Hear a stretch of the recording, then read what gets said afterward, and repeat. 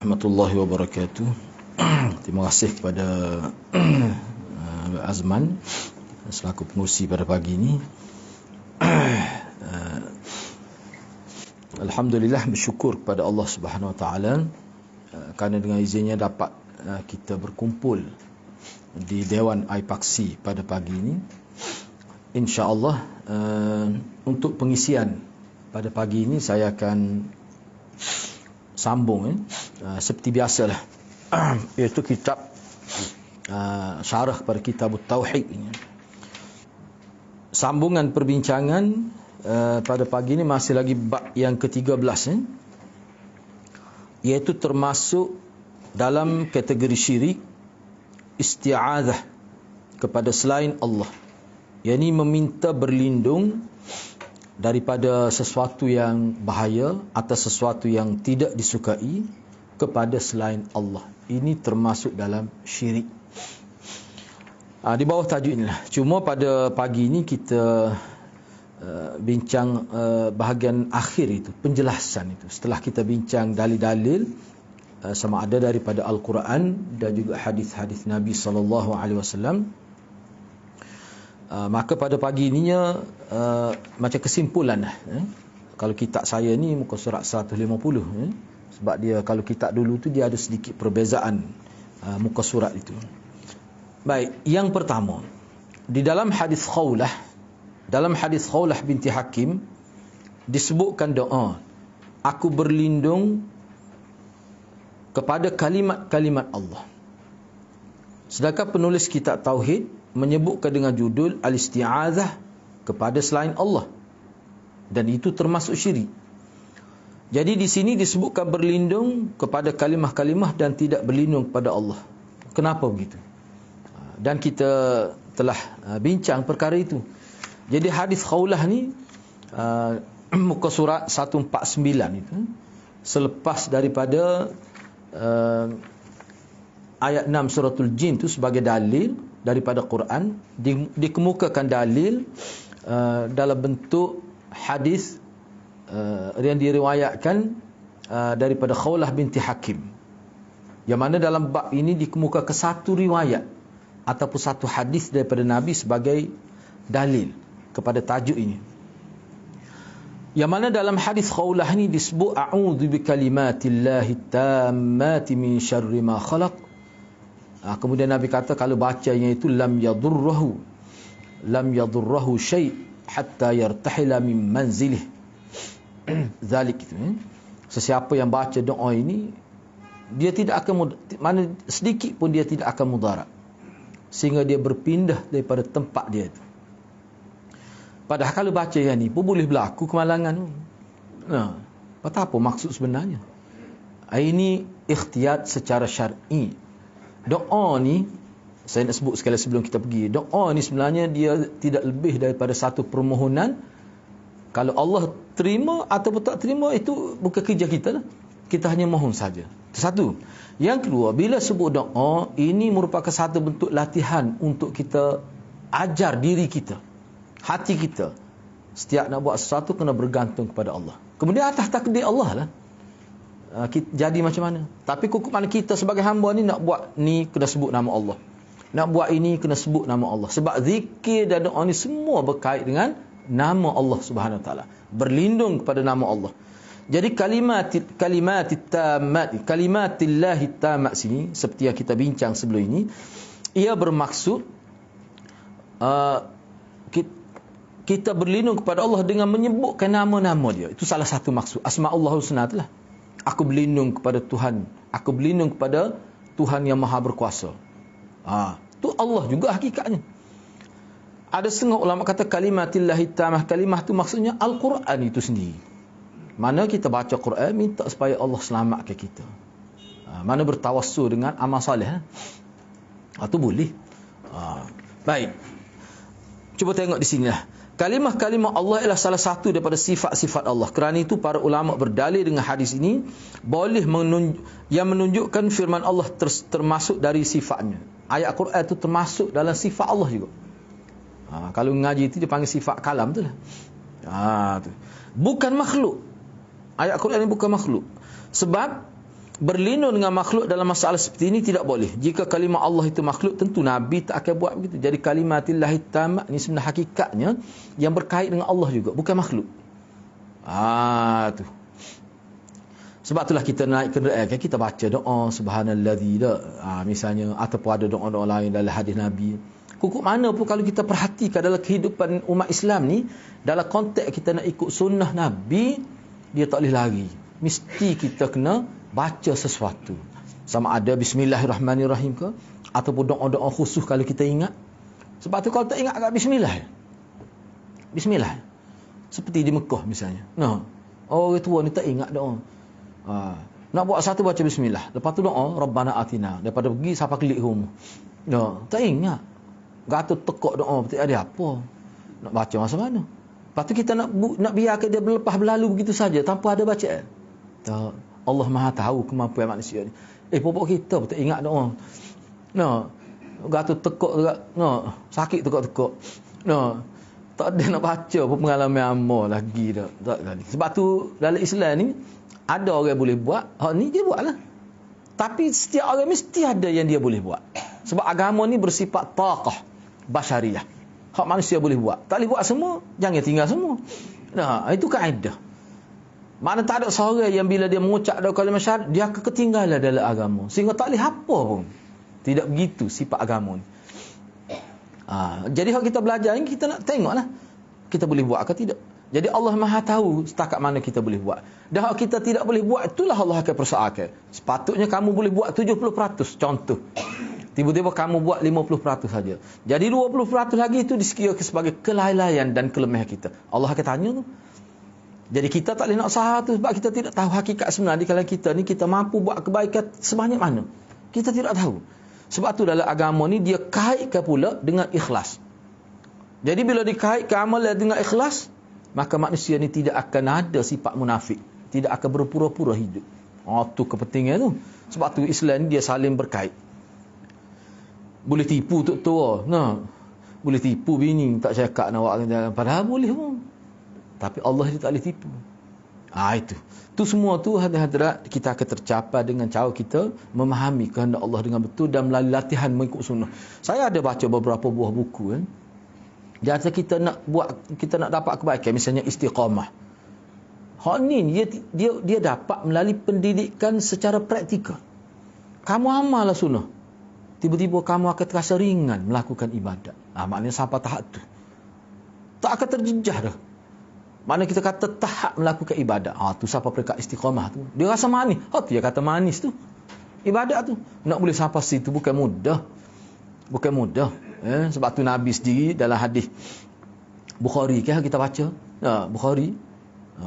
Saya tak tahulah sini siapa kedak tu. Kita sebab muka kita guna. Yalah. Kan cerita hak Nabi dalam Nasa'i pun ada. Dalam Nasa'i pun ada Nabi bertabir. Setengah kata dalam riwayat Bukhari sebut bulan Ramadan. Pada malam tu Nabi guna tikar hasirah tu. Nabi letak ikat di dinding tu ke dinding ni jadi macam bilik kecil di raudah tu lah. Nabi pun beribadat di situ pada waktu malam supaya kawasan dia sempit jadi boleh fokus lah. Kalau luar boleh nampak ni payah nak fokus. Jadi sahabat bila tengok ada tabir gitu, mereka tahulah. Fafatanan nas disebut dalam hadis ni. Maka sahabat pun tahulah rupanya Nabi ada duduk semaya situ tu. Masing-masing pakat gambil wuduk semua, pakat jadi makmum. Beberapa malam berlaku gitu, jadi ramai pula. Jadi Nabi lepas tu Nabi tak buat dah, Nabi buat di rumah dia. Nabi kata, Nabi bimbang lah. Nabi kata Allah nak ni kita buat istiqamah sikit pun tak apa. Aku ni tak apalah aku buat banyak, muka aku sudah terlatih dah gitu. Kan ada cerita sahabat Nabi, dia tengok Nabi salat tahajud di masjid, dia pakat itu. Rupanya Nabi baca surah Baqarah hari itu, rakaat pertama. Kalau ayat awal-awal, mudah sikit. Engkau tak tahu kan? Siapa ada sahabat kata, kalau tidak teriman, kalau tidak Nabi, aku mufaraqah dah. Tapi muka Nabi, tak boleh lah. Nak sedap dengan Nabi ni. Nabi tak apa dia boleh buat. Jadi Nabi tidak terus pergi ke musalla dia sampai mati disebut dalam hadis tu. Nabi tak buat dah gitu. Takut sahabat ni terpengaruh dengan waktu buat, tiba-tiba buat, sampai satu ketika tinggal. Kerana Nabi ada jadi semangat tu. Nabi tak segitu. Sebab tu Nabi kata Allah paling suka ibadat ni berterusan. Sikit pun tak apa. Sebab berterusan ni dia boleh meningkatkan hak sikit jadi banyak. Cuma dia peningkatan berlaku secara beransur-ansur. Itu yang terbaik. Jadi kalau kita buat, bila tengok Nabi buat, pakai ikut Nabi. Baca surah Al-Quran lah. Dia bila tak sapa makam dia, tak sapa makam dia, dia boleh jadi terhenti separuh jalan. Bila Nabi tak ada, tak buat. Nabi tak sih begitu. Nabi tak mahu begitu. Itu disebut. Jadi saya sebut masalah itu supaya kita faham lah. Kita faham. Yang dikehendaki oleh agamanya apa. Jadi berterusan tu. Baca Quran. Baik, tak apalah. Jadi kalimah Allah yang dimaksudkan di sini ni maknanya ulama khilaf lah. Ada kata Quran, ada kata asma Allah husna, ada kata sebut nama Tuhan, asalkan nama Allah, asma Allah husna lah, ataupun Quran itu sendiri. Dan dalil ni, antara dalil bagi ulama bahawa kalau kita terima pakai kalimatillahi tamat itu dengan mana Al-Quran, maknanya Quran itu qadim, dia bukan baru. Bukan baru. Sebabnya tajuk yang dibuat oleh tuan punya kitab ni beristiazah kepada selain Allah. Maknanya kalimah Allah tu qadim. Sebab dia kalimah Allah. Seperti Allah jugalah. Bila kita berlindung, mana kita baca ayat-ayat Quran, untuk mengiringi aktiviti yang kita buat itu termasuk seperti kita beristiazah juga. Minta berlindung. Kita baca itu, minta berlindung supaya kita selamat dalam perjalanan. Itu termasuk berlindung kepada Allah. Maksudnya. Itu yang dimaksud dari sini. Padahal kita kata baca ayat Quran. Mana kita iringi perjalanan musafir kita tu dengan baca Quran. Ataupun kita pasal kaset, kita boleh hayati. Senoma bila kadang-kadang dia baca Quran, banyak dia baca Quran sendiri untuk tazkirah pada diri dia. Ada ketikanya bila dia jumpa sahabat suara merdu tu, dia kata zakirnillah. Baca agak Quran pada aku supaya aku tertazkirah dengan Quran tu. Terus. Supaya bacaan kamu tu menjadi tazkirah pada aku. Sebab sahabat-sahabat setengah sahabat ni kalau dia baca Quran, ialah kita sendiri pun ada pengalaman. Kadang-kadang bila kita dengar orang lain baca Quran, lebih memberi kesan lagi. Walaupun kita baca sendiri tu pahala lebih besar. Tapi sekurang-kurangnya ada ketika kita dengar. Sebut juga kuliahan, kita dengar. Ni kemudahan kita kata kebaikan zaman moden. Kita boleh tengok. Kita dengar itu kuliah. Kadang-kadang bahasa kampung, tapi kesan dia tak ada. Tak boleh kira kebaikan Allah nak beri pada manusia ni. Jadi itu jawapan yang dikemukakan di sini lah. Oleh itu maksud daripada perkataan penulis dalam judul bab ini iaitu isti'azah kepada selain Allah atau dengan sifat-sifatnya, hak tu mana termasuk syirik. Makna beristi'azah kepada selain Allah tu termasuk sifat-sifat Allah, termasuk ayat Quran katakan wahyu yang bersifat qadim tu juga, itu termasuk juga. Maksudnya Allah lah. Mana kalau tidak guna tu, misalnya nak turun tu tidak baca Quran, tidak sebut nama-nama Allah yang baik itu, tidak ada kaitan dengan Tuhan lah sebut tu. Misalnya ada tu orang ajar dia tu mak mayah, ibu mayah, ada lagi panjang tak ingat. Engkau tak boleh baca lah mayah tu tak ingat. Allah hadirat. Saya kata maksud gapo ni tak payah. Tu dia ajar pada saya. Dia kata baca ni lah tu. Insya-Allah mana insya-Allah dia tu. Tak accident. Pada tu ngomong accident beramah. Saya kata gapo dia tak ayah maksud ni. Dia kata tak ayah betul tahu. Agaknya lah dia kata. Ni kali nama-nama orang soleh ni dalam bahasa Jawa. Kita pun ke bahasa Jawa lagu tu. Mau kita tahu apa leka. Tapi gitu. Tu tak boleh. Jangan terbaik buat gitu. Bahaya. Cukup dah dengan ajaran Nabi. Cukup dah. Nak naik kenderaan baca kau ni. Baik. Kita kena latih begitulah. Yang keduanya berlindung kepada makhluk dalam apa yang dia mampu. Itu dibenarkan. Jangan kita ingat tak boleh tolong. Walaupun sahabat Nabi, misalnya Sayyidina Bakar sendiri, antara anda tengok dari riwayat, Sayyidina Bakar sendiri, dia kata, aku seboleh-boleh aku tak akan minta tolong dengan orang. Aku nak buat sendiri. Terkesan daripada ajaran Nabi. Seboleh-boleh. Sehingga dia kata, kalau tongkat aku jatuh, semasa aku berada di atas kenderaan, unta tu, ataupun kuda, cemeti tu jatuh, kayu cemeti je, dia turun ambil sendiri. Tak minta tolong orang lain. Sebab bagi sahabat ni, kalau kita banyak minta tolong dengan manusia, kurang hubungan kita dengan Allah. Bukan dia tak minta tolong, minta. Tapi dia urus supaya tidak banyak minta tolong dengan manusia. Padahal kita kata minta tolong dengan manusia adalah hal-hal yang berkait dengan kemampuan manusia, haduniawi. Waktu Rasulullah pada minta tolong. Rasulullah suruh Ibnu Mas'ud panjat pokok kan. Kita tengok dalam hadis. Rasulullah nak makan ada buah tu, Rasulullah suruh sahabat banyak. Kata apa tak naik diri. Apa suruh? Maknanya perkara tu biasa dalam kehidupan. Tak salah tu.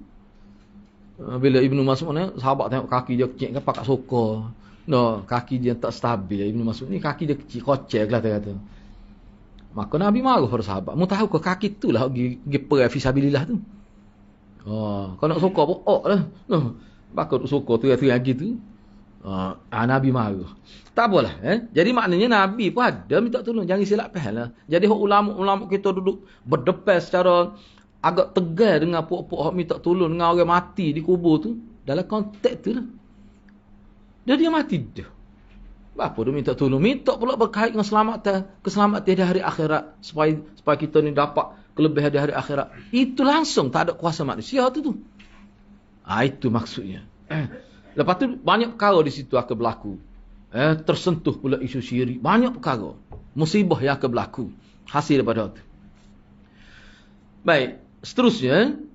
Sebagaimana terkandung dalam hadis-hadis sahih riwayat Muslim. Iaitu ketika Nabi SAW menyebutkan fitnah-fitnah. Maka baginda berkata, sesiapa menemukan tempat berlindung, maka berlindunglah pada tempat itu. Juga kisah seorang wanita yang berlindung dengan Ummu Salamah. Dan hamba laki-laki yang berlindung dengan Nabi SAW ketika dipukul oleh salah seorang sahabat beliau. Ini dalam kitab Al-Adabul Mufrad ada sebut. Masa seorang hamba tu, dia kena apa ni? Dia kena pukul, dia kena api. Kayu tak ada api tu, jadi nak pukul ketua dia, kena bahagian api tu, melecur. Berhari-hari sakit. Bila Rasulullah tengok tu, dia sebut Rasulullah suruh merdekakan hamba tu. Kau tidak berdosa kamu. Sebab tu ramai sahabat kata orang pukul hamba sampai cedera, dia wajib merdekakan hamba. Itu bukan pendapat jumhur ulama. Jumhur kata hak tu sarannya itu bukan makna wajib. Sebagai ayat besarnya dosa pukul hamba ni. Sampai mereka tercedera, melecur itu. Itu dalam kitab Al-Mufrad ada beberapa hadis berkaitan. Tapi Ibnu Umar antara yang berpendapat kata siapa dia pukul hamba, dia kena merdekakan hamba. Kau tidak berdosa. Dia pakai zahir hadis itulah. Tak apalah. Yang kita nak ketengahkan di sini ada kebenaran, ada perbuatan secara praktikal daripada Nabi sendiri. Sahabat minta tolong dengan Nabi, Nabi pun ada minta tolong sahabat. Itu dalam konteks hubungan manusia dengan manusia. Kita kena tahu bidang kuasa manusia setakat mana. Kalau kita minta tolong dengan manusia dalam bidang kuasa Allah, itu tak boleh. Itu tak boleh. Contoh yang lain misalnya jika seseorang itu diserang perampok misalnya, maka dia berlindung, minta perlindungan daripada seseorang. Itu boleh. Mana orang itu ada kemampuan untuk jaga keselamatan dia. Tidak jadi masalah itu. Akan tetapi, menggantungkan hati pada makhluk, maka tidak diragukan lagi bahawa itu adalah perbuatan syirik. Menggantungkan hati mana kalau tidak dia tu kan. Jadi ginilah kita. Itu ta'liq begitu. Itu tidak boleh. Kalau dalam kitab-kitab Jawi, kitab-kitab pondok dia sebut, orang nak curi malam, mari tiba-tiba asar, bunyi suara kan. Biasa kitab pondok sebut. Dengan sebab asar tu bunyi suara dia kuat, orang curi berlari. Maka tu yang kata Allah mujur ada asar tu. Tu syirik dah tu. Pondok dia ajar tu, faham molek tu. Tapi tu tidaklah syirik akbar tu. Tapi kalau dia letak senati, kan asal tu. Pada asal kena curi pada. Anak yang silap faham manusia tu. Tapi kita nak yang setahun tu pun kalau boleh cuba elok dah. Sebab itulah kalau kita perhatikan dalam hadis kita belajar, kalau kita nak minta tolong dengan manusia ni kan, orang buat baik pada kita pun kena kata Alhamdulillah dulu. Mana kita sebut nama Allah dulu. Sebab apa? Nak latih, nak ajar, nak didik, nak tarbiyah jiwa. Hak orang lain ni majazi saja bukan hakikat. Dia ada setengah-setengah ulama dia guna istilah hakiki dan majazi. Boleh kau tolong saya, dia tolong kita tu majazi saja zahir, sebenarnya hakikatnya Allah. Hakikat. Kenapa hal tu? Jadi kalau kita faham gitu, hati kita tak mungkin akan bergantung kepada dia. Kita akan bergantung kepada Tuhan punya sebab itu. Orang panggil hakikat itu. Orang buat baik pada kita. Kan Nabi ajar kita kata Alhamdulillah. Baru kita puji dia, terima kasihlah awak tolong. Tapi Alhamdulillah dulu. Kalau kita latih begitu, orang tidak boleh nak cucuk hidung kita. Orang tak boleh nak tipu kita. Sebab apa? Allah akan jaga kita. Sebab hakikatnya kebergantungan kita kepada Allah Subhanahu Wa Taala. Begitulah maksudnya. Jika engkau menggantungkan hatimu, harapanmu, takutmu dan seluruh urusanmu kepada orang tertentu, dan engkau jadikan orang tersebut sebagai tempat berlindung, maka ini adalah syirik, kerana hal ini tidak boleh diberikan kecuali hanya kepada Allah Azza wa Jalla. Saya pernah jumpa ni pelajar perempuan. Dia ni baik, bagus dia ni. Dia ni bukan orang Kelantan. Tak apalah saya nak sebutnya begini. Dia ni, dia tinggal di asrama. Ni saya jumpa sendiri ni. Kita counselling dia. Enggak biasa ke asrama tempat tinggal aku macam kena histeria, ada macam-macam lah cerita budak-budak hatu ni. Tak tahu hatu budak asrama juga. Tak apalah, akhir sekali ayah dia beri satu azimat kepada dia. Dalam bentuk ni, ikat pinggir, dia akan pakar tu. Dia akan pakar tu. Tidur pun dia pakar. Kalau pergi kelas tu, ada juga dia pakar. Tapi kalau dia duduk asrama, dia kata dia pakar. Saya minta nak tengok, dia tunjuklah. Rupanya hak tu bomo lah bagi. Ayah dia kata kalau pakar tu, maknanya dia boleh menghindarkan daripada gangguan makhluk halus. Tu bahaya tidak. Saya tidak nafikan kalau kita dalam pengajian agama kita ni, istilahnya ada kebenaran. Kalau kita ni misalnya kita kata azim, kita panggil istilah azimat, tapi ayat-ayat hak tu kebanyakan ulama kata untuk orang yang bermasalah, untuk maksud rawat, bukan indifa'. Hak ni indifa' ni maksudnya untuk berlindung, tak kena lagi. Cadai awal-awal lagi. Hak ulama kata boleh tu, hak kena dah. Nak elak daripada mari pula boleh, tapi hak tu pun dia ada disiplin yang ketat. Tak boleh main-main. Tu walaupun setengah ulama kata hak tu pun lebih baik tidak. Lebih baik tak guna. Takut jadi duk bergantung hak tu. Tapi setengah ulama kata boleh kalau ayat Quran, misalnya kita tulis sesuatu, patut kita baca, kita letak bawah batas. Sekadar tu setengah ulama kata boleh. Tapi tak boleh kalau tulis nama-nama yang tidak, yang kita pun tak tahu maksud dia. Kadang-kadang tulis la ilaha illallah balik. Tahu balik? Dia tulis takut lagi ni. Kita nak baca upaya, sakit tekuk. Patu bismillah, Fatihah balik. Ada juga saya jumpa macam-macam tu. Patu ada tak cukup huruf, tak cukup kalimah. Dia kata kalau cukup tak mujarab. Macam-macam kita jumpa. Ni ada tak boleh. Fiqh tak benar tu. Kalau benar pun sikit sangat ruai. Dan saya sendiri pun tak buka ruai tu. Takut nak buka. Takut masyarakat silap faham. Doa, minta doa dengan Allah SWT. Kalau jenis penyakit gangguan jenis gitu, ataupun cari bomoh tak apa, boleh cari bomoh. Cari bomoh hak berjuru lah. Hak ngaji kitab tauhid. Ni bomoh tak erti, tak boleh nak beza syirik dan syirik. Bomoh tu tidak nak beza. Bahaya tu. Mana kena pilih juga.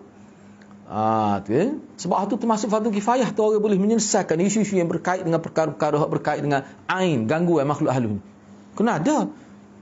Ni kalau beri kepada hak tak tahu asas tauhid. Kadang-kadang perbuatan jelas syirik. Tak apa dia kata, ni ikhtiar ya, dengan izin Allah belaka dia kata. Tu alasan biasa dia guna. Tu bahaya. Bahaya dia. Jadi maknanya seseorang tu cuba bayangkan dia bomoh tu sepanjang hayat. Setiap hari syirik. Syirik lepas tu ngocak pula. Lepas tu syirik pula. Begitulah berlaku. Kalau tak sempat nak ngocak tu matilah ke mana? Itu benda bahaya tu. Tu kena jaga. Sebab itulah dalam senarai, kalau kita perhati dalam kitab, misalnya Syekh Salim Al-Hilali, dia senaraikan perbuatan-perbuatan yang merosakkan amal kebaikan manusia, dia letak mula-mula sekali syirik kepada Allah. Sebab hal ini paling kritikal. Sekali berlaku syirik, pahala yang kita bina 40 tahun hilang semuanya, kosong. Dahsyat tu. Nak bina semula umur 90 lebih dah. Nak bina semula tu kan. Sedangkan dosa tak hilang. Tu tak bahaya.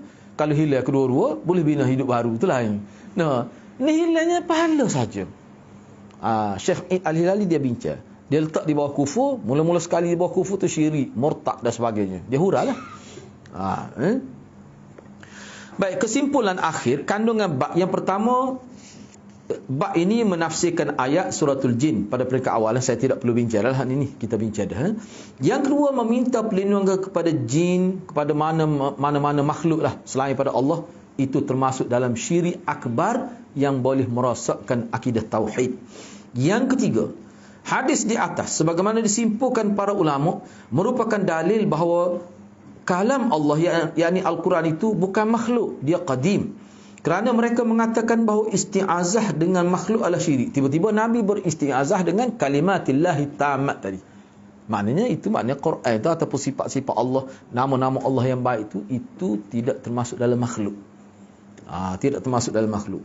Yang keempat, keutamaan doa ini. Kalau kita perhatikan, sebut dengan khusus tu, cuba perhati molek. Bagi saya cukup dah ni. Sesiapa dia singgah. Dia gini, kalau kita nak jumpa sini, dia buat sesiapa singgah di suatu tempat. Tak mana dalam perjalanan pun boleh. Sebab memang kita nak singgah pun. Hak kita nak keluar rumah tu lah, bismillahirrahmanirrahim, la haula wala, nak naik kenderaan baca ni. Nak singgah RNR ke, mana-mana tempat baca ni. Cukup dah, tak perlu dah azimat kayu kok kara tu, tak perlu dah tu. Hak ni padat dah ni. Hak ni padat dah. Orang ni ustazah tu kata kayu kokar ni, Ustaz Den dia kata ni lah kayu hak buat perahu Nabi Nuh nya, dia kata. Ustazah tu ayat saya. Kata ustazah tahu mana? Cuba ayat. Dia kata ada ustaz. Dia lah tanya kat ustaz tahu mana? Macam mana kayu tu? Ikut orang royak. Jenis ikut orang royak, jenis orang tak mengaji. Ikut orang royak. Ni peluh Nabi ni duduk dalam botol kecil. Peluh Nabi dalam botol kecil tu ada kapas. Ustazah je ni buat kerja ni. Dia panggil bawa penuh rumah dia. Salah seorang pergi minum air tu, dia lah cerita saya. Saya kata dia buat lagu mana? Dia ambil satu air, satu jak lah. Dia pun ambil kapas tu, ada peluh Nabi dalam botol kaca, dia celup. Lepas tu dia akak balik dia. Jadi hak ni makna air ni sudah berinteraksi dengan peluh Nabi. Pakak minum tu kat. Siapa dia jadi kepala pengat tu? Ustazah lah. Allahu Akbar ada. Jadi ustazah, jadi seorang muslimat tu, dia minum lah. Lepas tu bila dia pergi ngaji, dia ngaji tafsir dengan saya di rumah saya. Dia tanya, boleh ke ustaz? Kata minum dah kedap. Dia kata minum dah. Lepas tu tak ada apa-apa tu. Boleh lah tu. Nak ayatnya kata tak.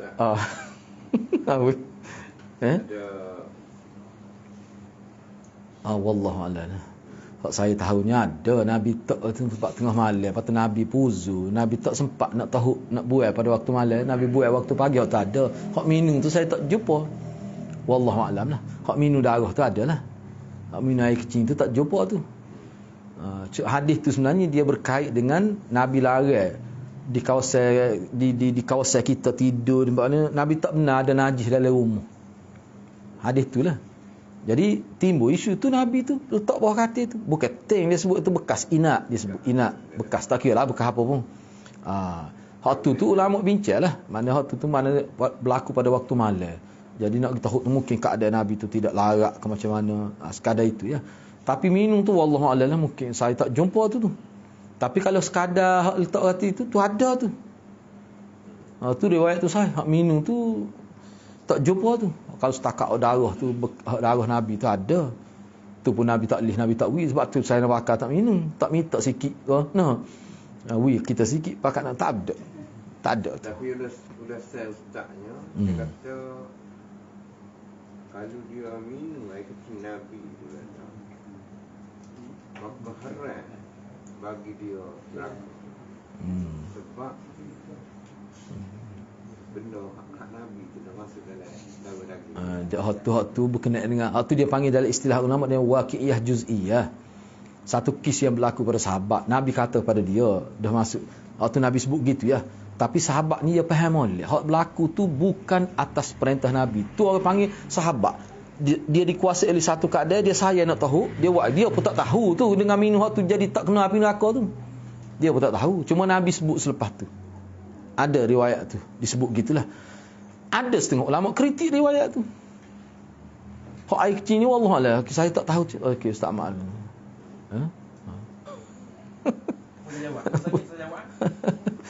Ni tak apalah, soalan kita buka di ujung lah. Kalau begitu. Okey boleh. Tak apalah sani tu gitulah. Jadi saya tak pernah jumpa lah tu wallahualam lah. Hak kita tahunya hak tu sekadar darah saja. Kalau hak Nabi kencing itu memang ada. Okey, tak apa, kita teruskan. Baik, seterusnya. Yang kelima, cuba tengok yang kelima. Sebelum kita masuk bab yang ke-14 yang terakhir. Sesuatu yang boleh memberi manfaat duniawi seperti menolak kejahatan ataupun mendatangkan keuntungan, tidak bererti bahawa hal tersebut tidak termasuk dalam syirik. Dia isunya isu ginilah. Isunya kita bergantung kepada sesuatu. Sesuatu tu bukan dalam bidang kuasa manusia. Biasa saya ambil contoh, kena sebut contoh yang terang lah. Contoh misalnya ada, ni saya tengok sendiri dan saya nasihat pada tuan kedai ni, dia letak gambar tu kenali. Dia hak letak ni ustaz juga. Sebab tu dia masalahnya ustaz lah. Kena betul ustaz tu. Jadi ustaz ni dia letak gambar tu kenali sebab dia anggap sebagai wali. Dia letak percuma buh dalam frame lengkap lah. Dia pun gantung. Dia kata jadi dia kata. Sepas tak gambar tu dia kata memang nampak maju sikit kedai dia. Dia kata lah. Saya kata tak boleh maju tak maju pun bukan bergantung dengan gambar. Awak tahu ke Tok Kenali ni miskin? Tok Kenali miskin. Isteri dia tu orang kaya. Tok Kenali ni miskin. Tahu muka pun kita. No. Enggak saya ni lahir di tu lah. Kapur Tok Kenali tu lah. Kapur kita. Tahu lah cerita orang tua umur 100 tahun lebih pun. Betul saya pun 100 lebih umur. Cerita dah masa ngaji. Tak apalah tu. Kok mana pun. Kerja ustaz lah tu. Bapa tu kerana wali tu hal lah tu. Dia punya tuan kedai ni siap nak buat pula. Nak pergi ke lain pula. Nak pergi percuma juga. Nak pergi tu pering balik gambar tu. Saya kata jangan buat kerja lagu tu. Saya nasihatlah ke dia. Tapi tak bakal lah. Sebab dia percaya pada ustaz tu lagi. Dia terbukti Allah uji ni. Dia rasa. Tak tahu untung dengan tiradaknya. Orang kapur tak kira-kira apa duit ni. Tak ada tu cash flow tak ada istilah tu. Nah. Dia berasa ramai mari. Takut orang sport kita pergi tengok ada gambar Tok Kenali. Takut nak ikut tu tahu. Cuba tengok kubur Tok Kenali sekarang ni. Perempuan tak boleh masuk. Jadi mengikut penduduk di situ dia kata beberapa minggu lepas lah. Hak dia tengok perempuan haid tak boleh masuk.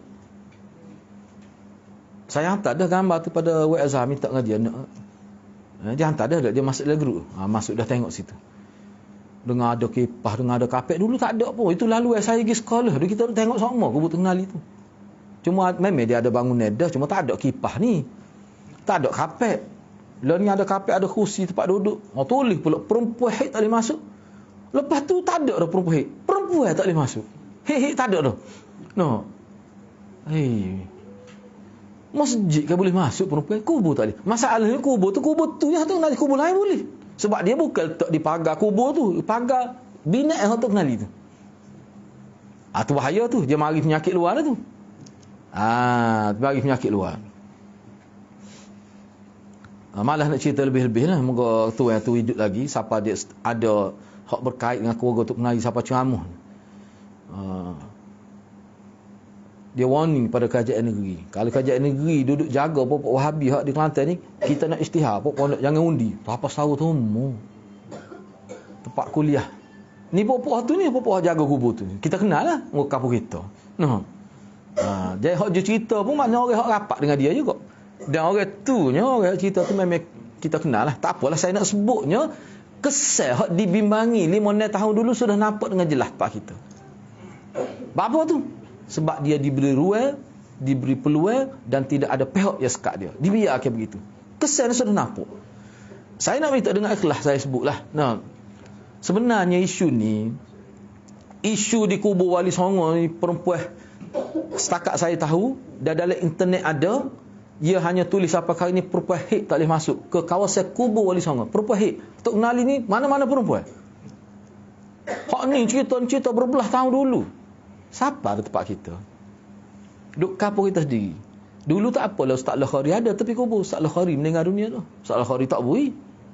Tengok orang pergi dia gelar kan. Ustaz Al-Khari alhamdulillah almarhum ni tegah dia. Dia tak benar. Moga dia tu anak-anak Tok Kenali juga tu. Pupuk dia tu. Dr. Najib tu. Baik, perkara tu berlaku. Hak ni lah dulu ingat tak Maulana akan pernah sebut dulu. Kalau pupuk ni kalau lek akan berlaku. Berlaku. Banyak lagi tu. Tengok tu siapa orang mati soal malaikat dalam kubur. Main. Bukan sekat malaikat soal ada. Mana badi soal. Cuba tengok benar pelik-pelik berlaku apa gitu. Akan ada lagi tu dia tak akan sesas itu. Dia akan tak sudah situ. Kalau dibiarkan, diberi ruang, tidak disekat, boleh lihatlah. Perkara lebih tu akan berlaku seperti mana berlaku di negara jiran kita. Ustaz Rusli, biar saya sebut nama dia. Dia sebut ni Maulid Ustaz Rusli. Salah seorang kita kata bahagian tabur haji ni lah, jual kurus tabur haji. Ustaz Rusli ikut anak kenal kan. Pergi Mekah tak kenal dia. Okey dia pengkerusuh utama tu Kelantan. Dia pihak tabur tak apalah tu kelebihan dia. Dia sebut pada saya. Dia pernah pergi ke negara jiran bersama dengan Babu Alisia 100 orang. Pergi mengunjungi Popok Habib. Dia sebut pada saya ni. Dia sebut sendiri. Bila dia balik, dia telefon, marilah Ustaz, dia ada cerita sedap ni. Dia kata, boleh kaya sebab atas Nisa? Gapa dia kata? Baba Alisia ni orang pondok lah. Hari kebetulan dia pergi tu hari hul Wali Songo.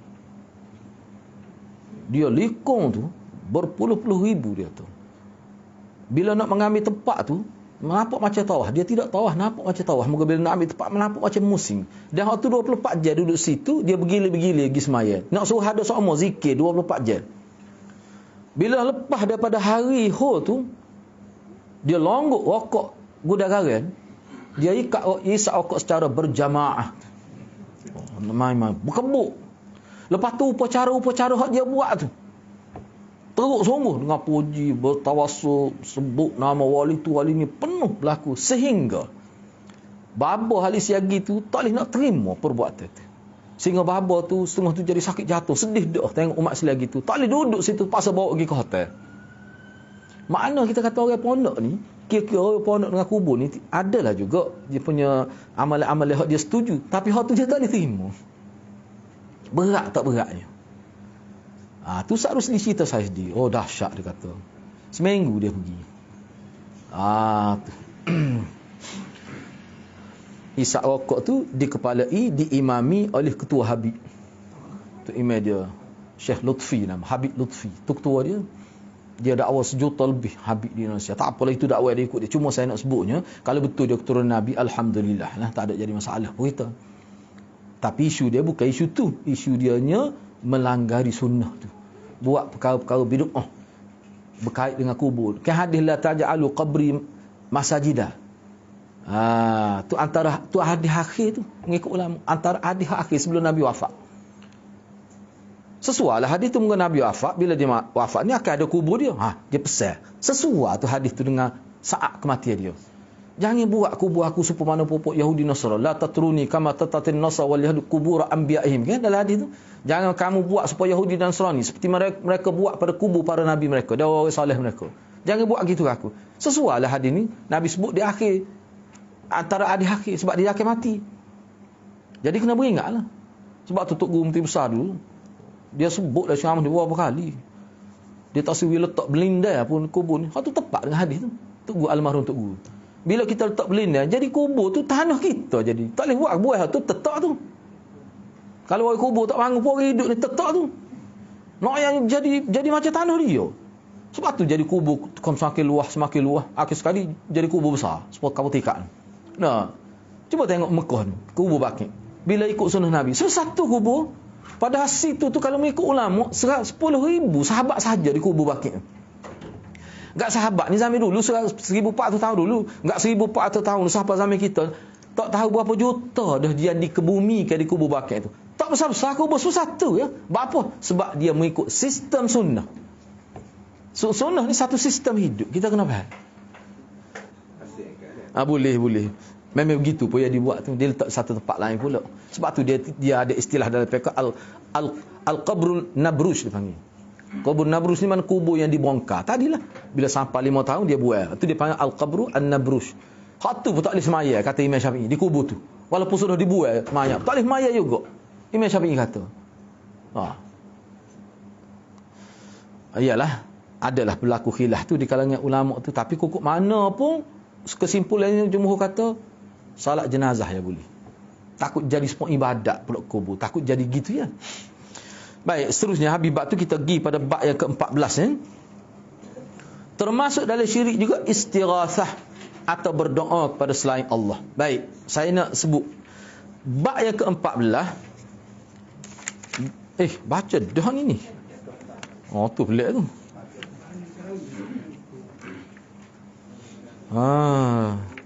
Mana tak ada orang royak ni. Sini dia sebenarnya ni. Dia sebenarnya muka kalau kita ada tanda ni muka 156 ni. Lepas tu saya tengok pagi tadi, mana bahasa lain ni. Tak tengok boleh ada. Okey, kita baca dah tu. Tak apalah kita masuk sebab tak habis lagi bab ni. Tak habis lagi bab ni. Bab yang ke-14. Tak apalah saya sebut sekali lagi dah. Tadi kita bincang tentang isti'azah. Ni istighatsah, apa beza? Dah kata belajar dah ni kan? Tak boleh jawab dia tak kursi. Berat ni nak. Ya ambo pun biasa junjung kita di sekolah dulu. Tak boleh jawab cikgu sudi atas kursi, tak buku atas kepala. Tapi lepas tu cium tangan guru. Tak apalah. Apa beza isti'azah dengan istighasah? Tak boleh berlaku ni. Perbezaan dia begini, isti'azah ni secara umum, minta berlindung secara umum. Tidak dalam keadaan kritikal pun ada juga isti'azah. Tapi istighasah ni dia lebih khusus kepada orang yang ketika berada dalam keadaan yang bermasalah tu. Misalnya, ni kalau dalam video, ni saya nak ambil contoh mudah faham. Seorang tentera Syiah, semasa dia berperang dengan tentera Iraq, tentera Saddam lah, masa dia perang dulu, dia kena tembak, kena di kaki. Kesal tembakan tu jadi putus kaki dia. Kesal tembakan. Tak tahulah mungkin peluru jarak jauh, peluru besar tu, kena tu putus kaki dia. Jadi dia terlantar bangun, dia tokak tangan, Ya Ali Madad. Dia panggil. Ya Ali Madad, wahai tolonglah. Lepas tu dia adalah sebut dalam bahasa Arab. Tu dia bukan panggil isti'azah, dia panggil istighatsah. Sebab ketika itu, ketika sedang kritikal, ketika sedang menghadapi musibah tu, dia minta tolong. Tu dia panggil istighatsah. Tapi semuanya dalam bab minta tolong belaka. Cuma kalau situasi getir gitu dia panggil istighatsah. Kalau dalam situasi biasa minta supaya tak kena, tu dia panggil isti'azah. Sebab kita kata a'udzubillah tu isti'azah lah tu. Fasta'iz billah. Maka beristi'azahlah kamu pada Allah. Maka kita minta a'udzubillah ataupun a'udzubika kalimatillahi tammat min syarri ma khalaqa. Tu. Itu beza dia.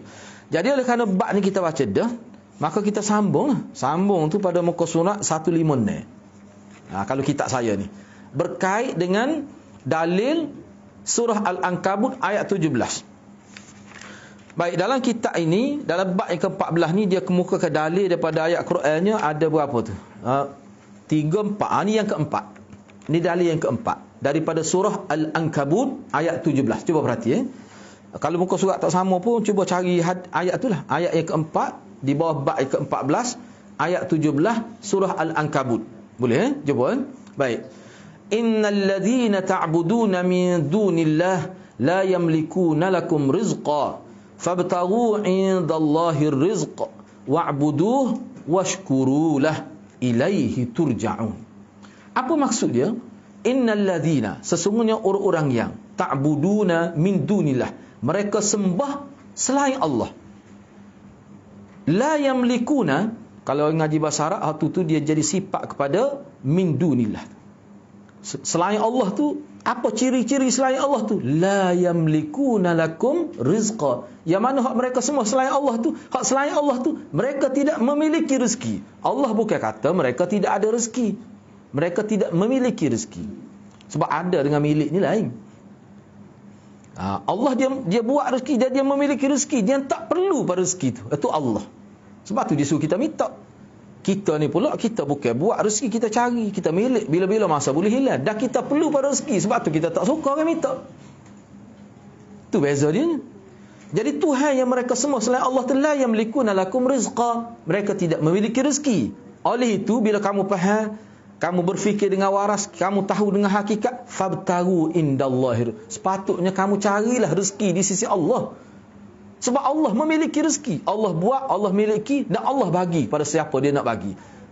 Sepatut cari pada Allah. Jangan cari pada min dunillah. Bukan sekadar cari rezeki. Wa'buduh. Kamu kena sembah Allah. Ingat lagi muka surat 10 tu tak? Tak ada apa cerita ni. Muka surat 10 kan, ibadat tak apa maksud? Dia maksud ibadat ni? Buat sesuatu yang Allah suka. Tu satu ta'rif. Apa sahaja yang Allah suka kita buat. Jadi nak tahu yang Allah suka, kena belajar. Kena belajar Quran dan hadis lah, boleh tahu Allah tak suka gini. Ni Allah suka. Ta'rif tu dia merangkumi ibadat khusus dan ibadat yang tidak khusus. Buat yang Allah suka. Dia merangkumi tu. Tu kena tengok semula muka surat 10 hak kita catat ke dulu, bukan baru ni. Baik. Washkurulah, dan kamu hargailah Allah itu. Saya terima washkuru tu hargai. Cara hargai, Nabi ajarlah. Cara kita hargai Allah, cara kita syukur Allah ni, mula-mula sekali dengan lidah Alhamdulillah. Kemudian dengan perbuatan zahir, sedekah dan sebagainya. Ilahi, dan kamu kena ingat. Sebab kemungkinan ada orang ni tetap duk sembah selain pada Allah. Tak bertaubat. kamu kena ingat, ilaihi turja'un, kepada Allah lah semua kamu akan kembali. Sebab tu ulama sebut ni dalam satu kitab tafsir, dia tanya, bila baca ayat-ayat sebegini, dia tanya, apa maksud kembali pada Allah? Siapa dia boleh sebut? Apa maksud sebenar orang panggil kembali pada Allah? Gapo dia? Dia kata kembali pada Allah tu maknanya kita nak tahulah amalan kita tu. Kita ni beramal nak tahu secemuk mana ada. Hak dosa tu sebanyak mana. Nak tahu. Dan Allah pun Allah sebut dia akan timbang. Timbang tu timbang ke apa? Ni saya ambil mudah lah sebab ulama kata timbang tu dia ada khilaf. Ulama timbang amalan kau timbang manusia tu sendiri sebab dia buat kebaikan, dia jadi berat dengan sebab kebaikan tu. Macam-macam lah ulama sebutnya. Cuma jumhur ulama kata timbang tu timbang amalan. Amalan timbang. Tu tujuan jumpa Tuhan. Berapa timbang nak buat ke dia? Hak baik sebanyak mana, hak jahat semua. Tujuan nak letak dia. Sebab dia ada dua tempat saja kita akan tinggal di hari akhirat. Kalau tidak syurga, neraka. Tu hakikat kembali. Sebab tu setengah ulama kata, ilaihi turja'un, kepadanya lah kamu kembali. Ayat ni ayat nak memberi peringatan tegah. Ataupun dia panggil ayat ihzar. Berhati-hati kamu. Kamu kena takutlah. Sebab kamu akan kembali kepada Allah. Jadi untuk apa kembali pada Allah? Allah nak dedahkan hasil usaha kamu di dunia. Allah tahu. Dia kata tak timbang apa Allah tahu. Kita ni tak tahu. Kalau kita semaya banyak mana boleh. Semua ada catatan malaikat. Semua ada. Sebab tu hari akhirat ni salah satu nama hari akhirat Yaumul Kashf, hari Allah mendedahkan perkara gaib. Hak manusia tak tahu tu jadi tahu hari tu. Nak dedah tu. Baik. Cuba tengok syarah kepada ayat ni. Allah Azza wa Jal memerintahkan agar manusia meminta rezeki kepadanya. Jangan minta kepada orang lain. Sebab hak tu dia tidak memiliki rezeki. Allah yang memiliki rezeki. Tidak boleh meminta kepada patung-patung dan berhala. Allah juga memerintahkan untuk mengesahkannya dalam ibadat. Tidak boleh dikongsi ibadat dengan orang lain. Kalau tidak dia jadi syirik. Jadi riak. Mengakui semua nikmatnya bagi para hamba. Dan menggunakannya untuk ketaatan kepadanya. Dan Allah juga memerintah supaya kita menjauhi maksiat. Lalu Allah SWT menceritakan bahawa tempat kembali hanya kepada dia. Mana kamu ni, kalau kamu ni Islam, kamu kembali pada aku, tak apalah, okeylah. Tapi hak ni hak kapi-kapi ni, ahli-ahli bid'ah ni, ahli-ahli khurafat, apa-apa maksiat, kembali pada aku, maknanya aku akan balas dia. Setelah berlaku proses mahkamah Allah, aku akan balas dia. Dan pembalasan Allah itu adalah keadilan Allah. Itu maksud ilaihi turja'un. Dia akan membalas manusia sesuai dengan amalan dia. Maka wajib memperhitungkan hal tersebut. Kita kena muhasabah awal-awal sebelum Allah muhasabah kita di hari akhirat. Kita kena muhasabah awal-awal kita. Kalau tidak berat. Okey, faedah. Wajib berdoa kepada Allah Subhanahu Wa Taala semata-mata dan mencari rezeki hanya darinya. Berusaha mengharap rezeki. Fa iza azamta fatawakkal Allah. Berusaha pada serah pada Allah. Usaha itulah yang jadi isunya. Usaha itulah jadi isu. Setengah orang dia kata tak apa usaha ni tak jadi syirik. Usaha itulah perbuatan. Sebab tu ulama tekan fa iza azamta, azam tu maknanya perbuatan lahir. Dia azam ni gini. Saya nak sebut sikit ni mungkin kita tahu dah ni sebagai tazkirah lah bagi tahu dah. Fa iza azamta fatawakkal. Azam ni dia jangan kita faham dalam konteks bahasa Melayu kita. Sebab kalau kita azam ni bagi niat baru tu. Orang Melayu kita faham azam ni dia berazam untuk meningkatkan gini. Berazam tu niat. Dalam bahasa Quran, bahasa hadis, azam ni sudah terbit dalam bentuk perbuatan. Sebab tu dia bagi ke niat ni makna niat al-niyah al-qasd. Niat ni qasad. Saya ambil contoh untuk mudah faham. Seorang tu niat nak mencuri katakanlah. Kita ambil contoh hak benda tak boleh ataupun niat lagi Mekah. Lagi Mekahnya lama lagi. Sebab dia ni selepas dia daftar tubik nama dia nak pergi Mekah 103 tahun. Baru dia boleh pergi Mekah. Lepas tu dia tanya saya patut lagu mana ustaz? Kata tunggu. Nyapanya umur tu. Ngolah ni baru umur 60 kan. Maknanya 103 tahun lagi boleh pergi. Dia kata mati mampu kerah kata. Dia sebut tak apalah dia. Tapi dia tidak gitu kadang dia rezeki Tuhan ni kita tak tahu. Tak apalah. Baik. Orang yang nak pergi buat haji ni tak kira lah bila tempoh dia. Tapi dia buat dah tu. Pergi daftar, masuk pitih dia 1300 ya tu dah. Lepas tu gapo dia hak kena buat persedia. Hak tu dia panggil azam. Dia tidak niat, tidak jadi niat tu. Maknanya dia boleh pahala dah tu. Sebab niat tadi dia buat itu azaz. Ada buku account, ada gotu gini, lepas tu gak dia jaga dia kesihatan. Nak pagi jogging. Sebab kawan ni kata 5 km tu. Daripada Mina nak pergi tu. Selah jelai dia kata. Ramai mana pengalaman kita pergi rebah tengah jalan. Banyak kan kita jumpa. Ramai kita jumpa. Nah, sebab tu dia ada petugas-petugas serik ke tepi nak jual akad tu. Maknanya fizikal. Sebab tu ibadat haji ni termasuk mali dan badani. Makna tubuh kena syak. Dia buat tak lagi Mekah. Boleh pahala dah tu. Berapa boleh pahala tu? Pada niat nak pergi Mekah bukan nak jogging. Sebab untuk sesuatu perbuatan yang dibuat untuk merealisasikan niat itu dikira azam dalam bahasa Arab. Dalam bahasa Quran hadis. Azam itu maksudnya niat dan disertai dengan perbuatan untuk menjayakan niat. Tu dia panggil azam. Hak tu memang boleh pahala. Hak tu tak ada khilaf tu. Ittifaq ulama boleh pahala. Tu kita kena ingat tu. Itulah maksudnya niat boleh pahala dah tu. Iyalah, itu maksud dia. Tapi main niat saja. Buat dak. Niat lagu Mekah lalu pitih. Kerja dak. Tak boleh niat tu tak boleh pahala niat lagu tu. Niat lagu Mekah tapi kerja, kumpul duit. Niat lagu tu tak boleh pahala. Tu dia panggil niat sudah disertai dengan fi'li.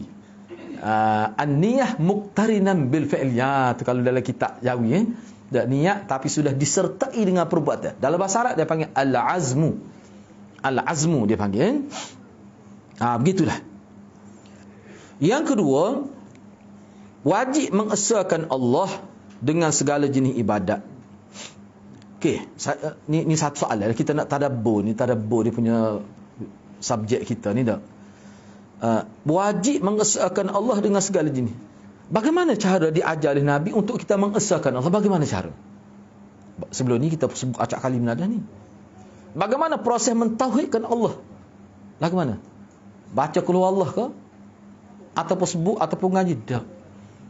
Hak kita belajar tu dia panggil teori.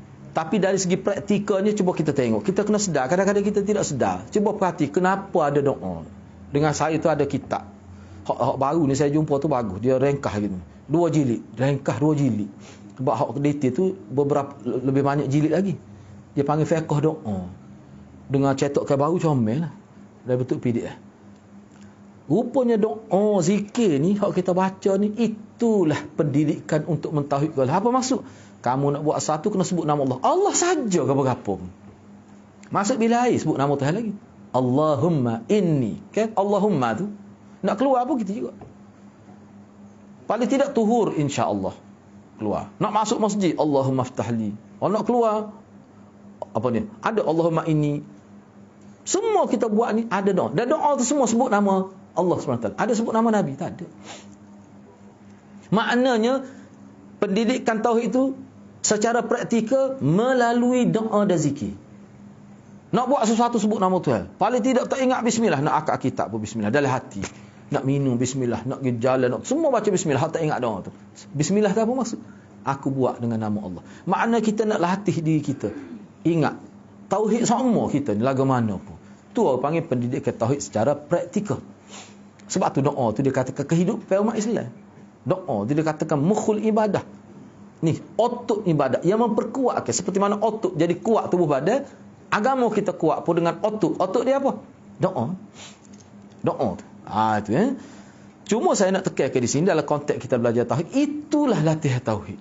Tauhid semua. Kalau tengok ayat Quran kan memang tauhid semua tu. Kalau kita tadabbur molek ayat tu. Semua tauhid. Sebab tu kalau kita perhatikan, ni cuba perhati molek dalam ni orang panggil fiqhul hadis. Nabi ni kalau dia kecek bab dunia, dia akan selit dengan akhirat. Nak isyarat pada dunia ni kita kena bijak guna dunia. Biar dunia yang kita guna ni dia menjadi kebaikan di hari akhirat kita. Tu cara Nabi ajar. Misalnya pagi tadi pun baru saya baca hadis Adabul Mufrad. Bila Nabi duk buat bangunan, duk bina, duk betul rumah dia adalah nak repair rumah. Tiba-tiba ada 2 sahabat pergi nak jumpa Nabi. Jadi bila kecek Nabi, dia pun tolong Nabi baiki rumah tu. Tolong Nabi repair rumah tu. Jadi hadis tu. Patah ada pula lain. Nabi sebut, iyalah kita nak baiki rumah tu, bangunan kena ingat. Kena ingat bahawa kita akan mati sebelum bangunan ni rosak lagi. Nabi kata gitu. Nabi puji bagus. Nabi puji orang ada rumah luas ni, banyak kelebihan dia. Dia boleh menampung tetamu, menyediakan pahala belaka tu Nabi kata. Sahabat Nabi buat rumah tinggi supaya duduk di atas. Makan turun bawah, lepas tu banyak duduk di atas ibadat supaya boleh dengar azan. Niat buat rumah supaya boleh dengar azan dia. Tu. Sebab tu kita perhatikan Nabi puji rumah, tapi kena ingat rumah ni mungkin dia lebih lama daripada kita. Kita mati, dia tak mati lagi. Jadi kena bersedia untuk mati biar lebih lah.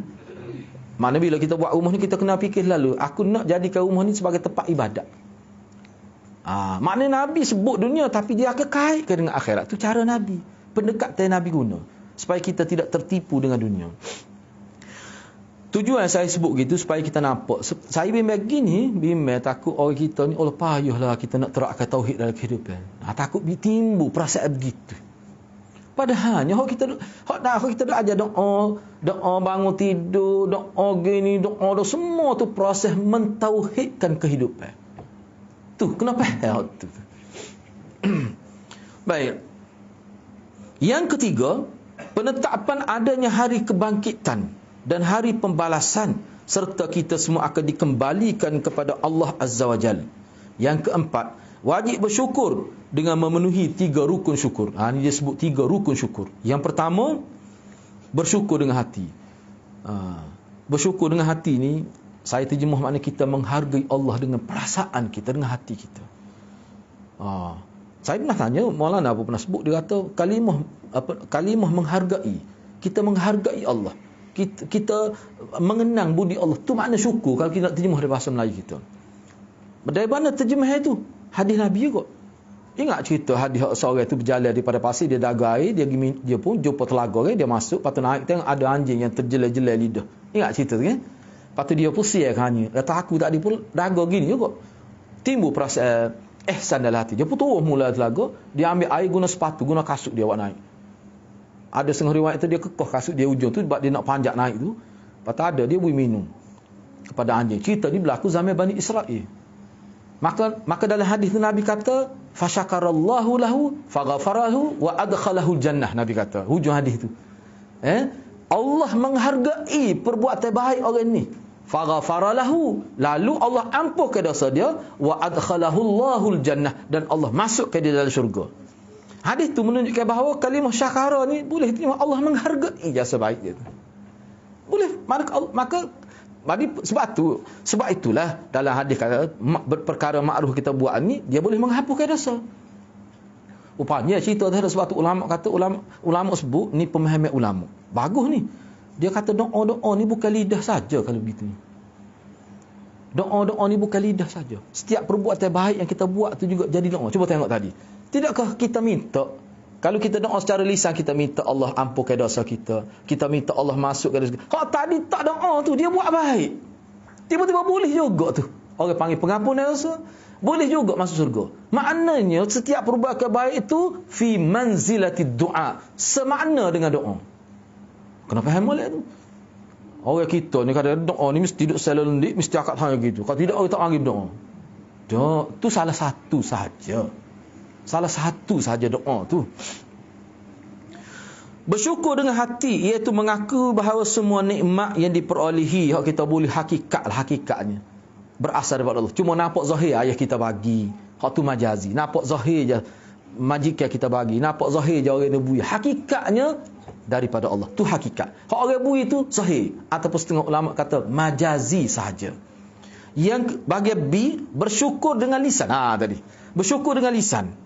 Tadi hati. Iaitu dengan memuji Allah Subhanahu Wa Taala, menyandarkan nikmat kepadanya serta tidak mengingkari nikmat tersebut.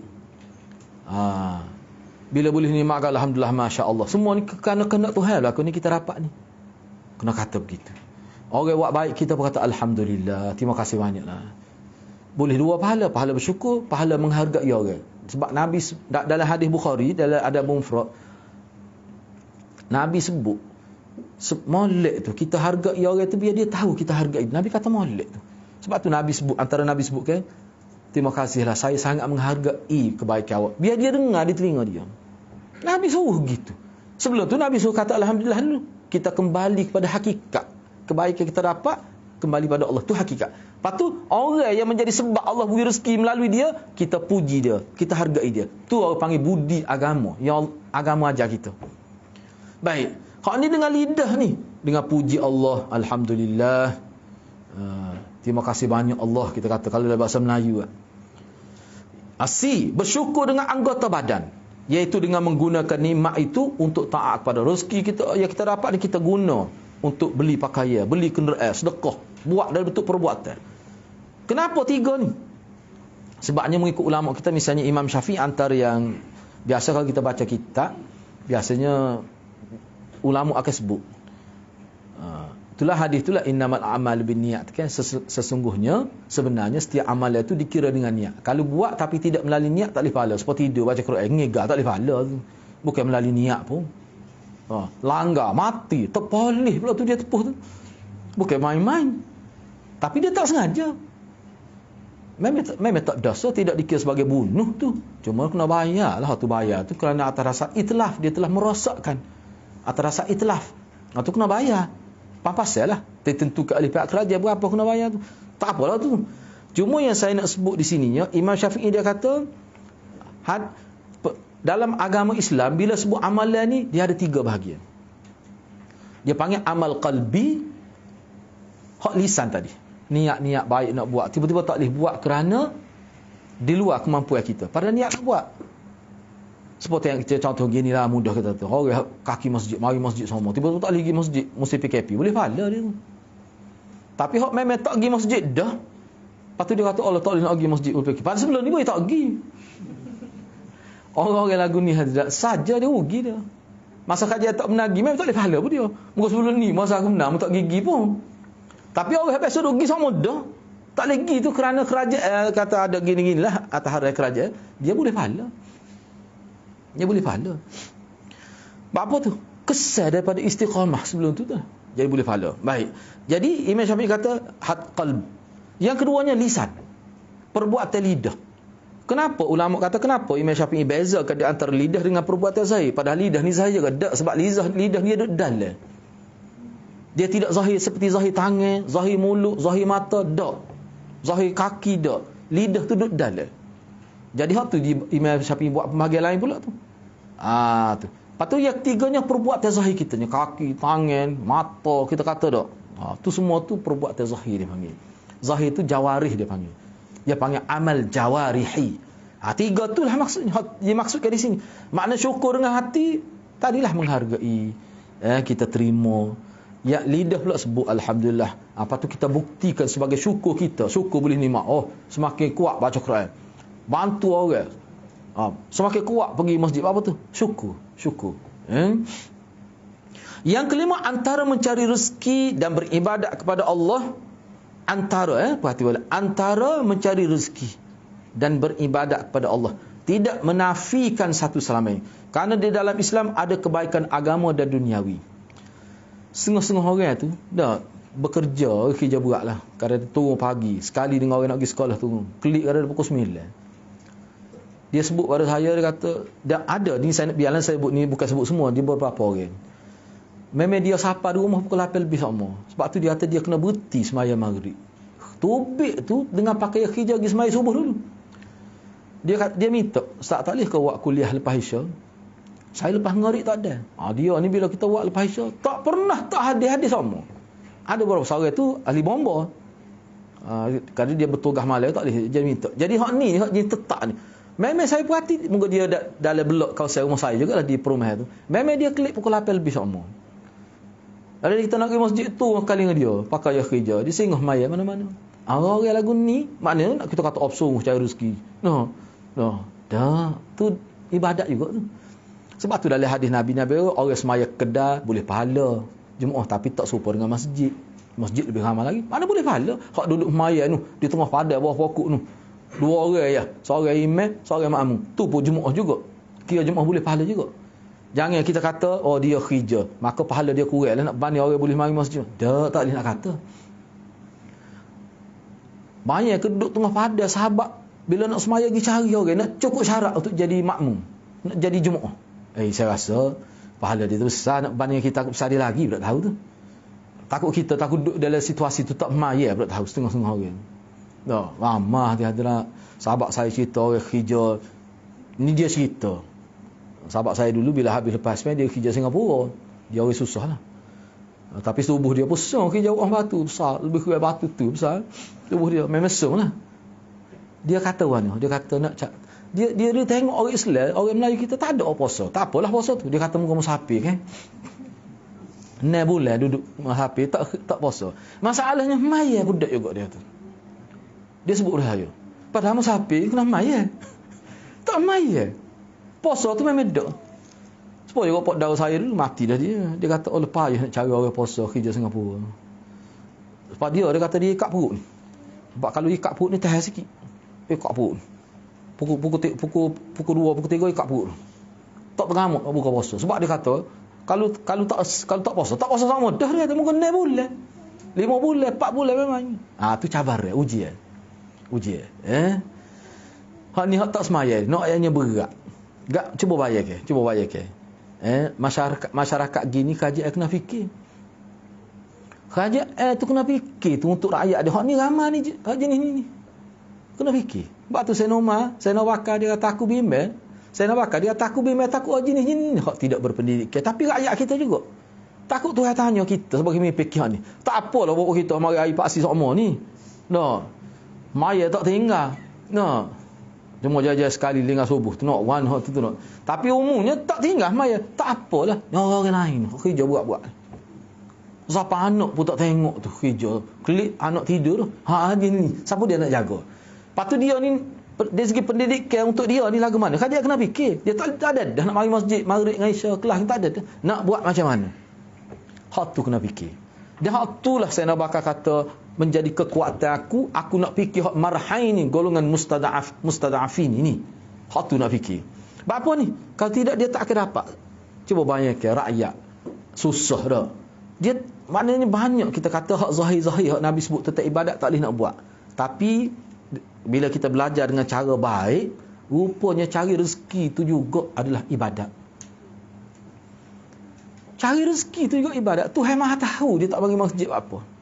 Hak masalah hak boleh pergi masjid tak pergi ni masalah. Tu kena beringat. Baik. Begitu saya ambil soal lagi lah ni. Soal lagi panjang waktu tu nak. Tak apalah kita ambil ni. Saya ambil beberapa minit lagi. Mana pengurusi bagi ruai lagi tu apa habis ni. Okey, cuba tengok firman Allah lagi dalam ni dalil yang keberapa? Yang kelima di bawah tajuk ke-14 ni dalil yang kelima. Saya pun tak tanda nombor. Okey, yang kelima. Dalil Quran yang kelima di bawah istighatsah tu termasuk dalam bab syirik. Kalau istighatsah kepada selain Allah Subhanahu Wa Taala. Cumanya satu lagi ayat yang ke-17 tadi kalau kita perhatikan dalil ni dalam kategori ulama, dalil ayat 17 kita baca innal ladzina ya'buduna min dunihi la yamlikuna lakum ha, ni secara logika, secara minda, secara akal. Cuba fikir secara logik. Bapa munduk sembah selain Allah tu. Sedangkan dia tak boleh beri rezeki pun. Berhala kamu ada depan kamu tu, mata dia ada setakat tu pun kamu tolong tebuk. Nak boleh ada mulut setara tu kamu tolong tebuk. Tiba-tiba kamu pergi sembah dia. Sebenarnya pupuk dia jawab ada, kalau kita belajar dari sejarah pupuk dia jawab ada riwayat. Dia kata kami tidak sembah batu, kami tahu tu batu. Tu kami bertawassul dengan dia. Sebab tu cuba perhati Malik dia kata. Nama-nama berhala hak besar-besar ni, Suwak tu, Manat, semua tu nama orang soleh zaman dulu. Cuma kami nak memperingati dia tidak dalam bentuk gambar tapi dalam bentuk patung. Sebab tu kita letak nama. Nama tu sebenarnya nama Ustaz. Sebab tu bila kita pergi depan dia, kita minta doa tu bertawassul dengan berhala tu. Berhala tu asalnya orang-orang soleh zaman dulu. Maknanya isu yang dikatakan syirik itu isu tawassul tu lah. Pakailah Abu Jahal, syirik Abu Jahal semua batu kerah kerja tu. Pakai bodoh tu semua. No. Konsep dia tu kita kena tahu. Tu konsep tawassul tu. Itu Yusuf Qaradawi kata itulah tawassul yang dikatakan syirik kepada Allah. Perkara ini telah dipraktikkan zaman-zaman oleh pokok musyrikin Mekah. Hak tu yang dikubur bertawassul dengan orang soleh tu nampak kesamaan tu. Cuma hak ni ada patung, hak tu kubur. Tu yang beza dia. Jadi kena beringat tu, kena berhati-hati perkara tu Saya dengar seorang ustaz dalam YouTube. Bagus juga YouTube ni kita boleh dengar macam-macam. Tak perlu pergi jauh, duduk rumah. Dia kata mana? Malah sebutlah ustaz ni. Ustaz ni lah ni dia tinggal di ustaz. Okey, jawab A ataupun B. Ustaz ni. Ustaz tu lah. Tak tahulah ustaz mana tu. Cuma dia ni ustaz, kalau dia tanya soalan, jawab A ataupun B. Ya ataupun tidak. Dia ada ustaz jenis gitu. Ustaz 1-2. Ustaz ABC. Dia kata, ustaz ni saya tak itu ni ustaz mana lah, cuma gitu ya, lebih kurang gitu lah. Saya dengar dia kata pergi ke kubur, bertawassul dengan kubur itu sebab syar'i. Bagus tu. Saya dengar dia tu video tu. Sebab itu termasuk dah sebab syar'i. Sebab dia wali, kita guna nama dia termasuk dah sebab syar'i. Dan Allah Subhanahu Wa Taala boleh makbulkan doa kita sebab kita bertawassul dengan Tuhan. Tu sebab syar'i. Seperti mana bertawassul dengan doa orang hidup. Dia ayat gitu. Tak kau rasa tu? Tu jadi bila orang minta dalil ada ke sahabat buat gitu tu, payah katlah. Lepas tu duk bawa cerita-cerita Ibnu Abbas ke tu. Tu dalam konteks lain. Tu dalam konteks lain. Tu bahaya. Ni ustaz ni lah. Dia tanya tapi dia tak benar jawab kecuali jawapan ni. Tu pelik, ada juga jenis gitu Padahalnya orang nak jawapan lain. Ini isu masyarakat, isu umat, isu agama. Tak perlu nak bersafsatah di situ. Sebab tu dulu ulama kita dalam debat dia ada satu istilah dia. Ni ilmu nazar dia panggil. Di Darul Qausaan dia ada sukatan ni, dia dari Qausaan ni dia ada satu buku, dia panggil buku Ad-Dawabitul Ma'rifah. Nama buku ni ditulis oleh Hasan Habannakah. Nama pelik dia. Hasan Habannakah ni hebat. Ini ulama usul, dia panggil ulama usul. Dia bincang tentang usul debat dalam agama. Islam tidak benar kita guna kaedah sufista'iyun. Dia panggil kaedah safsatah. Kaedah safsatah ni kaedah yang digunakan, dia berbentuk halah untuk menghalalkan cara. Ni perangai pokok falsafah. Benda ni tak betul. Tapi dia nak ejah jadi betul. Dia guna cara dia, mantik juga lah kiranya. Salah satu cabang ilmu falsafah. Misalnya dia kata, contoh saya nak ambil. Saya pergi Kedah, minainya. Dia puji, dia tazkirah kita, dia tazkir ke dia panggil. Dia tafsir nyo ni manis lah tu. Dia kata kita ambil, kita jaga dia sebut kita putera minum. Tawa hebat. Saya pun kata ke dia, tawa ni. Allah dia kata nyo nak semanis pegula. Tu auta. Ni bapak sufistoi ni. Saya kata ada kau, saya kata sepogula. Dia kata memang buah manis gitu. Ya dia kata. Ni bawa satu-satu tadi. Dia tak boleh terima tu. Dah tahu lah. Hisham Kabani tu lah orang yang bawa Naqsyabandi zaman ni. Pala nombor 1 dunia. Website dia lah tu. Orang dia bawa. Kita pun nak tahu tentang Naqsyabandi melalui dia. Muka itu mati dah. Makna kalau tak percaya pada rujukan dia, tak ada Naqsyabandi hakikatnya. Dia akan jadi gitu kesan dia. Tapi kadang-kadang orang ni gitu. Dia nak menimbulkan keraguan yang munasabah tu. No? Akhir sekali digunakan ada tu. Orang dalam agama, orang tidak nak gitu. Orang nak hakikat sebenar. Orang nak sesatnya hak mana? Manusia jadi sesat ni kerana ikut rujukan mana? Orang nak tahu tu, masyarakat nak tahu. Agama Islam ni jelas. Agama Islam ni jelas. Sebab tu ulama kita dia buat usul, sebab tu Maulana buat usul 100 usul tu, kena baca, kena hadam molek tu. Usul. Antara usulnya apa dia? Nabi tak mungkin beritahu agama ni kepada orang tertentu dan perkara terkekal sampai bila-bila. Jadi sahabat lain pun tak tahu. Tak ada gitu dalam agama. Sehingga ada sahabat kalau Nabi jalan dengan dia, Nabi sebut sesuatu, dia cepat-cepat beritahu pada orang lain. Padahal Nabi sebut pada dia seorang. Takut jadi syaitan bisu tu. Tiba-tiba ada satu aliran, satu mazhab besar bersifat dunia dan satu tarikat melalui Sayyidina Bakar saja. Nabi tak ui kat orang lain. Tak mungkin agama lagu tu. Lepas tu putus pula tu. Tengok ili cara dia sambung. Saya kejut dengar. Dia sambung guna Nabi Khadir. Memang putus. Cuma Nabi Khadir je sambung. Muka Nabi Khadir tak mati. Jadi mana letah beratus tahun. Sebab apa? Sebab sambung di Nabi Khadir. Allah, lagu tu sana. Kalau orang ngaji hadis ke, suka, selok tu. Gagal apa esok tu kalau lagu tu. Kalau lagu tu tidak semua orang boleh dakwa. Awak kata putus anak tu dak, memang kita dapati Khadir sambung. Jadi lagu mana? Rosak satu sistem agama, sistem ilmu agama. Tak boleh. Tak boleh. Sebab tu lama ulama kata kalau betul Khadir tu aduk lagi, mesti dia pergi jumpa Nabi. Tak ada satu riwayat pun dia pergi jumpa Nabi. Besar tu dalil tu. Sombong kalau gitu tu. Lepas tu Khadir ni dia kena ikut syariat Nabi Muhammad dah. Banyak perkara tu ulama kata, hak tu berat sekali. Apa tak pergi jumpa? Nabi perang berapa kali perang? Sahabat pun tak jumpa Khadir. Sahabat tiba-tiba mari dengan popok ni. Tak nak sabar tu lah. Sebab tu Imam Bukhari mati dah Khadir ni. Tak ada apa. Baik, biarlah hati-hati. Biarlah saya nak sebut sikit. Sebab ni bab sesat juga ni. Nak berjelas. Sebab takut tak jelas. Sebab ada orang tanya di atas mesej saya. Saya nak sebut biar jelas. Isu Khadir, isu Yaqazah ni memang khilaf ulama. Biarlah kita terima khilaf. Baik, ulama orang kata Khadir hidup ni dia tak ada maksud tersirat. Dia nak ayat yang Khadir hidup. Kata je. Tapi pokok sesat ni dia kata Khadir hidup, dia nak sesuatu di sebalik tu. Tak dia nak sambung hadis hak putus jadi mutasir. Nak ayatnya jumpa Khadir, lepas tu Khadir ayat gini-gini, gapo-gapo semua Khadir. Banyak perkara. Dia ada maksud lain. Tu yang disebut oleh Salman, dia ada step dia selepas tu. Faham tak? Yaqazah, memang ulama kata ada, boleh. Tak ada kemungkinan. Mana boleh jumpa Nabi? Jumpa Nabi. Lihat Nabi dalam keadaan sedar. Lihat Nabi. Dia tak kata Nabi mari jumpa. Dia tak kata pergi jumpa Nabi. Dia tak cerita Nabi bercakap. Dia tak cerita Nabi menyampaikan maklumat. Dia tak cerita Nabi ajar satu kiraat. Tak ada ulama kata begitu. Cuma sekadar jumpa. Tapi pokok sesat ni penting bagi dia yaqazah. Dia ada sesuatu di sebalik yang dia kehendaki. Asas ajaran dia duduk pada yaqazah tu. Yaqazah jumpa Nabi. Buat dengan satu program besar.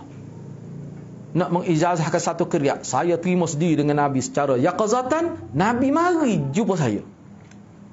Ada Imam Nawawi kata gitu.